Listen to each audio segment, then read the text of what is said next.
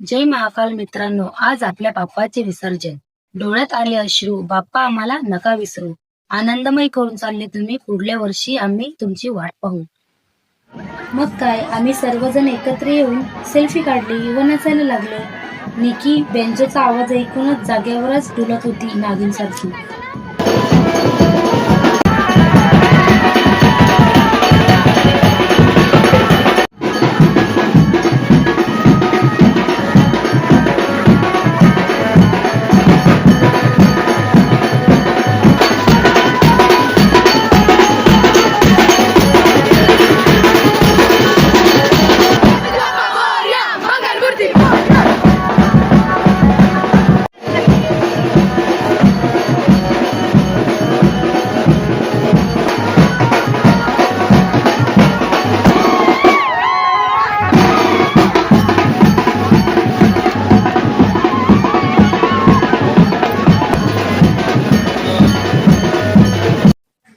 मूर्तीला डोल ताशाच्या गजरात, गुलालाच्या उधळणीत आणि गणपती बाप्पा मोरया पुढच्या वर्षी लवकर या च्या घोषणा देत मिरवणुकीने विसर्जन स्थळाकडे नेतात.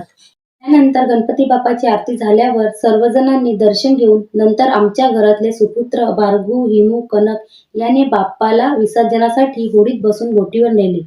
तर हा आहे हर्षभारी, राहतो तळीयाळला, असतो पेरवाडीत. हा धाकटी डानूचा बिलिनियर उद्योगपती, पण आहे मनाने दिलदार. सांगतात ना, मूर्ती लहान आणि कीर्ती महान. नंतर बोट निघाली गणपती बाप्पाच्या विसर्जनासाठी. निरोप घेतो देवा, आम्हा आज्ञा असावी. चुकले आमचे काही, त्याची क्षमा असावी. आभाळ भरले होते तू येताना, आता डोळे भरून ओलेत तुला पाहून जाताना. गणपती बाप्पा मोरया पुढच्या वर्षी लवकर या. त्यानंतर बाप्पाचं विसर्जन झाल्यावर सर्वांनी प्रसाद खाल्ली. तर सर्व लहान मुलं मुली दोरीवर बसून प्रसाद खात होते.